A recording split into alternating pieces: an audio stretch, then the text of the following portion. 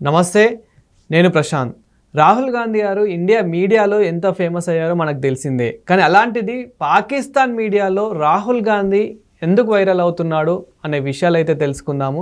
దీని గురించి అయితే మాట్లాడేందుకు ప్రస్తుతం మనతో పాటు సీనియర్ జర్నలిస్ట్ సిఎస్ రావు గారు ఉన్నారు. నమస్తే అండి. నమస్తే సార్, పాకిస్తాన్ మీడియాలో రాహుల్ గాంధీ గారు ఎందుకు హైలైట్ అవుతున్నారు? ఎందుకంటే అక్కడ ఏంటి అసలు న్యూస్ ఏంటి? ఇప్పుడు మొత్తం ఇంటర్నేషనల్గా కూడా ఇదే చర్చ జరుగుతుంది. భారతదేశానికి సంబంధించినటువంటి ప్రతిపక్ష నాయకుడు రాహుల్ గాంధీ పార్లమెంట్లో, లోక్సభలో ప్రత్యేకించి ఆయన పాకిస్తాన్ మీడియాలో హైలైట్ అవుతున్నాడు. ఆ ప్రభుత్వం పాకిస్తానీలు జేజేలు పలుకుతున్నారు రాహుల్ గాంధీకి.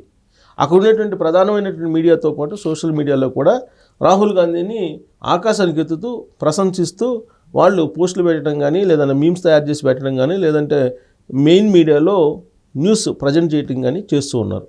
ప్రధానంగా అక్కడ ఉన్నటువంటి పత్రికల్లో డాన్ అనేది ఒక పెద్ద పత్రిక. దానికి సంబంధించినటువంటి యూట్యూబ్లు, లేదంటే పోర్టల్స్, లేదంటే వెబ్సైట్లు, లేదంటే ఈ పేపర్లు ఇవన్నీ ఉంటాయి. వీటిల్లో రాహుల్ గాంధీ గారిని బాగా హైలైట్ చేస్తూ ఉన్నట్టు చెప్పారు, నిజం చెప్పారు అనేటువంటి యాంగిల్లో ఫోకస్ చేస్తూ ఉన్నారు. ఎందుకనంటే ఆపరేషన్ సింధూర్ అనేది ఒక ఫెయిల్యూరు, భారతదేశం యొక్క ఫెయిల్యూర్ అని చెప్పేసి అక్కడ పత్రికల్లో హైలైట్ చేసుకుంటున్నారు. దానికి ఉదాహరణగా, దానికి బలం చేకూరేలాగా రాహుల్ గాంధీ గారు చేసినటువంటి వ్యాఖ్యల్ని జోడిస్తూ కథనాలను రాసుకుంటూ ఉన్నారు అక్కడ. అలాగే టీవీ ఛానల్స్లో కూడా న్యూస్ ఇస్తూ ఉన్నారు. ఏంటి రాహుల్ గాంధీ గారు అన్నదంటే, ఇటీవల కాలంలో పార్లమెంటరీ కమిటీ సమావేశం జరిగింది. ఈ పార్లమెంటరీ కమిటీ సమావేశానికి రక్షణ శాఖ కార్యదర్శిగా ఉన్నటువంటి మిస్త్రీ, అలాగే ఇతర అధికారులు పార్టిసిపేట్ చేశారు. ఆ సందర్భంగా ఆపరేషన్ సింధూర్లో ఏం జరిగింది, అంతకుముందు పెహల్గామ్ దాడి జరిగిన తర్వాత జరిగినటువంటి పరిణామాలు ఏంటి, వీటన్నిటి మీద ప్రభుత్వం వైపు నుంచి ఈ పార్లమెంటరీ కమిటీ తరఫు నుంచి హాజరైనటువంటి ఆయా పార్టీలకు సంబంధించిన ప్రతినిధులకి వివరించారు. ఆ సందర్భంగా చాలామంది చాలా డౌట్స్ అడిగారు. ఆ డౌట్లో ప్రధానమైనటువంటి డౌట్ ఏంటంటే, భారతదేశానికి సంబంధించినటువంటి రఫేల్ విమానాన్ని, అలాగే మిగ్ యుద్ధ విమానాలని ఒక 4-5 కూల్చేశారు. ఇది నిజమా కాదా? పాకిస్తాన్ కూల్చేసామని చెప్తుంది. ఇది నిజమా కాదా అనేటువంటి క్వశ్చన్ అడిగారు. రాహుల్ గాంధీ గారి నుంచి, రాహుల్ గాంధీ వైపు నుంచి క్వశ్చన్లు వచ్చాయి. వచ్చినప్పుడు దానికి కాదనో అవుననో చెప్పలేదు రక్షణ శాఖ కార్యదర్శి. ఏం చెప్పారు ఆయన, ఇది భద్రతా కారణాల దృష్ట్యా కొన్ని సీక్రెట్స్ చెప్పకూడదు కాబట్టి ఇలాంటివి మేము చెప్పలేము అని చెప్పారు. సో దీంతో రాహుల్ గాంధీ ఉద్దేశం ఏంది, 4-5 యుద్ధ విమానాలు కూలిపోయాయి మనవి. పాకిస్తాన్కి సంబంధించినటువంటి డ్రోన్స్ ప్రయోగించారు. ఆ పాకిస్తాన్ డ్రోన్స్ ప్రయోగిస్తే ఆ సందర్భంలో వాళ్ళ మిజైల్స్ వచ్చాయి. వాళ్ళ మిజైల్స్ ఈ విమానాలని కూల్చేశాయి, భారత విమానాలను కూల్చేశాయి అని చెప్పి రాహుల్ గాంధీ గారు అభిప్రాయపడ్డారు. సరిగ్గా ఈయన చేసినటువంటి అభిప్రాయాన్ని, వ్యక్తం చేసినటువంటి అభిప్రాయాన్ని, చేసినటువంటి వ్యాఖ్యల్ని బేస్ చేసుకొని పాకిస్తాన్ మీడియా ఇప్పుడు మేమే విజయం సాధించాము, పాకిస్తాన్ విజయం సాధించింది యుద్ధంలో అని చెప్పి ఇప్పుడు సంబరాలు చేసుకుంటుంది. యాక్చువల్గా ఆపరేషన్ సింధూర్ సీజ్ ఫైర్ ప్రకటించిన తర్వాత పాకిస్తాన్లో సంబరాలు చేసుకున్నారు. పాకిస్తాన్లో ర్యాలీలు కూడా చేశారు, విజయోత్సవ ర్యాలీలు అని చెప్పి ర్యాలీలు కూడా చేశారు. అలాగే నరేంద్ర మోడీ గారు ఎలాగైతే పంజాబ్లో ఉండేటువంటి కాందహార్ దానికి వెళ్ళారో, అక్కడికి వెళ్ళి ఆయన S-400 మన మిజైల్ దగ్గరికి, రాడార్ దగ్గరికి వెళ్ళి ఆయన ఫోటోలు దించుకొని అక్కడ ఉన్నటువంటి ఎయిర్ ఫోర్సు, అలాగే మిలిటరీ వీళ్ళతో, నౌకాదళంతో మొత్తంతో ఆయన సెలబ్రేట్ చేసుకున్నారు. సెలబ్రేట్ చేసుకొని ఆయన విజయోత్సవం, ఇది ఆపరేషన్ సింధూర్ విజయం సాధించామని చెప్పారు.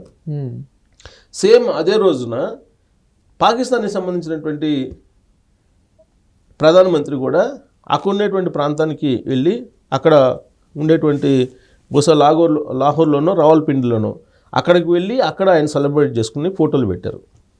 అక్కడ ఇది S-500 ఏదో దాన్ని పెట్టుకొని వాళ్ళు కూడా ఫోటోలు దిగారు. తర్వాత నరేంద్ర మోడీ గారు దీని మీద ప్రచారం చేస్తున్నారు, విజయం సాధించామని చెప్పేసి. పాకిస్తాన్ మేము విజయం సాధించామని చెప్పేసి వాళ్ళు ఏకంగా అక్కడ పాకిస్తాన్ ఆర్మీ చీఫ్ మునీర్కి పదోన్నతి కల్పించారు. బ్రహ్మాండమైనటువంటి యుద్ధం చేశారు. యుద్ధంలో మనం విజయం సాధించాము కాబట్టి పదోన్నతి కల్పించారు. జనరల్ దగ్గర నుంచి ఫీల్డ్ మార్షల్కి మార్చారు, ఆయన పదోన్నతి కల్పించారు. వాళ్ళ కోణంలో వాళ్ళు విజయం సాధించారని చెప్పి వాళ్ళు చెప్తున్నారు, ప్రపంచ దేశాలన్నిటికి కూడా.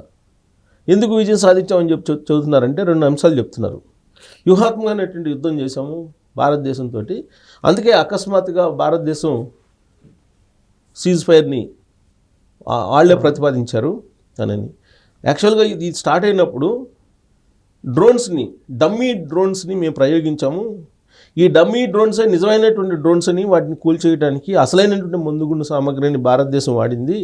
దాంతో లక్షల కోట్ల రూపాయలు నష్టపోయింది ఆర్థికంగా భారతదేశం. అది మొదటి విజయం. రెండవ విజయం ఏంటంటే భారతదేశానికి సంబంధించినటువంటి 5 విమానాలు మేము కూల్చేసాము. కాకపోతే ఆధారాలు లేవు, ఎందుకంటే ఆ కూలినటువంటి విమానాలు భారత భూభాగంలో పడ్డాయి. లేదంటే మేము ఆనవాళ్ళు చూపించుండే వాళ్ళమి అంతర్జాతీయ సమాజానికి. మేము కూల్చేసిన మిజైల్స్ తోటి మేము ఫైర్ చేసినటువంటి కూల్చేసినటువంటి విమానాలు సరిహద్దుకు అవతల భారత భూభాగంలో పడ్డాయిపోయి 5 విమానాలు మేము కూల్చేసాము. అవి ఇండియాకు సంబంధించిన విమానాలే. అది మా విజయం అని చెప్పేసి వాళ్ళు చెప్తున్నారు. నిజంగానే కూల్చేశానంటారా ఈ 5 విమానాలని? ఇప్పుడు మరి కూల్చివేయకపోతే కూల్చేశారనో కూల్చివేయలేదనో ఏదో ఒకటి చెప్పాలిగా. దాంట్లో రహస్యం ఉంది. మేము భద్రతా కారణాల దృష్ట్యా మేము చెప్పలేమని చెప్పేసి రక్షణ శాఖ కార్యదర్శి చెప్తున్నారు కదా. రాహుల్ గాంధీ అడిగారు కదా, అదే కదా ఇప్పుడు న్యూస్. ఇప్పుడు ఆయన వైరల్ ఎందుకు అవుతున్నారు రాహుల్ గాంధీ పాకిస్తాన్లో వైరల్ కావడానికి కారణం ఇదే. ఆయన అనేక రకాల డౌట్లు వ్యక్తం చేస్తున్నారు. రాహుల్ గాంధీ కాంగ్రెస్ పార్టీ నుంచి మల్లికార్జున ఖార్గేతో పాటు రాహుల్ గాంధీ అనేక డౌట్లు దీని మీద వ్యక్తం చేస్తున్నారు. అసలు ఫస్ట్ పాయింట్, పహల్గామ్ దాడి జరిగింది. ఆ దాడికి తర్వాత ఆపరేషన్ సింధూర్ 1.0 2 వారాలు టైం తీసుకున్నారు. అప్పటి వరకు ఉగ్రవాదులు అక్కడ ఉంటారా? మరి ఎందుకు తీసుకున్నారు? ఎందుకు తీసుకోవాల్సి వచ్చింది? 2 వారాలు 2 వీక్స్ భారతదేశం మొత్తం కూడా ఎందుకు యుద్ధం చేయరు, ఎందుకు యుద్ధం చేయట్లేదని చెప్పేసి ప్రెజర్ చేస్తే ఆ ప్రెజర్ తట్టుకోలేక దీనికి వెళ్ళారు తప్పితే మామూలుగా అయితే వెళ్ళి ఉండరు అనేటువంటి అభిప్రాయం వ్యక్తం చేస్తున్నాడు ఆయన. 2 వారాలు ఎందుకు వెయిట్ చేశారని. సరే, 2 వారాల తర్వాత మీరు ఉగ్రవాద దాడులు చేశారు, ఉగ్రవాదుల మీద దాడులు చేశారు, వాళ్ళ పోస్టులు అన్నింటినీ మేము ధ్వంసం చేసామని చెప్పి చెప్తున్నారు. దానికి సంబంధించిన ఆధారాలు కూడా కొన్ని బయట పెట్టారు. ఓకే, బాగుంది. కానీ వాళ్ళు ఏమంటున్నారు, పాకిస్తాన్కి సంబంధించినటువంటి వాళ్ళు మేము డమ్మీ డ్రోన్స్ ప్రయోగించాము, ఒక డమ్మీకి సంబంధించినటువంటి ఉగ్రవాద స్థావరాలు ఉన్నాయి, వాటి మీద మిజైల్ చేశారు, మందుగుండు సామగ్రిని మొత్తాన్ని మేము కావాలని ఫైర్ చేయించాము, భారీగా నష్టపోయింది భారతదేశం అని చెప్తున్నారు. మరి మీరేమంటారు అనేది రాహుల్ గాంధీ ప్రశ్నిస్తున్నాడు. రెండేంటి, ఇక ఆపరేషన్ సింధూర్ 2.0లో మీరు పాకిస్తాన్ ఎయిర్ బేస్లను కొట్టారని చెప్తున్నారు. ఎయిర్ బేస్లను కొట్టలేదని చెప్పి వాళ్ళు చెప్తున్నారు, పాకిస్తాన్ వాళ్ళు ఆధారాలతో సహా వాళ్ళు చూపిస్తున్నారు. మరి మేము వాళ్ళ ఎయిర్ బేస్లని ధ్వంసం చేసామని చెప్పి ఆధారాలు ఏమున్నాయి మీ దగ్గర అని చెప్పి అడుగుతున్నారు. అసలు మరి ఇంత చేసిన తర్వాత మీరు యుద్ధం ఎందుకు మానుకున్నారు? యుద్ధం మానుకోవాల్సిన అవసరం వచ్చింది. ట్రంప్ సీజ్ ఫైర్ ప్రకటించాడా లేదా? నరేంద్ర మోడీ గారు అలాగే లేదంటే పాకిస్తాన్ రెండూ ప్రకటించకుండానే ఆయన ముందు ఎందుకు ప్రకటించాడు? సరే, ప్రకటించిన తర్వాత మీరు ఎందుకు ఖండించలేదు? ప్రధానమంత్రి నరేంద్ర మోడీ గారు ఖండించలేదు కదా. మా మీద ఒత్తిడి లేదు, ట్రంప్ ఒత్తిడి లేదని చెప్పి ఇంతవరకు చెప్పలేదు కదా ప్రధానమంత్రి నరేంద్ర మోడీ గారు. లేదు, సీజ్ ఫైర్ విషయంలో అతనికి సంబంధం లేదని చెప్పి ఇంతవరకు చెప్పలేదు కదా. మరి ఎందుకు చెప్పలేదు? ఇలాంటివన్నీ కూడా రాహుల్ గాంధీ ప్రశ్నిస్తూ ఉన్నారు. వాటిని అడ్వాంటేజ్గా తీసుకొని పాకిస్తాన్ మీడియా ఆ దేశానికి అనుకూలంగా న్యూస్ రాసుకుంటుంది. అందుకే హైలైట్గా నిలుస్తున్నాడు రాహుల్ గాంధీ. అక్కడ వైరల్ అవుతుంది రాహుల్ గాంధీకి సంబంధించిన న్యూస్, అలాగే వీడియోలు, ఇవన్నీ కూడా. Thank you sir.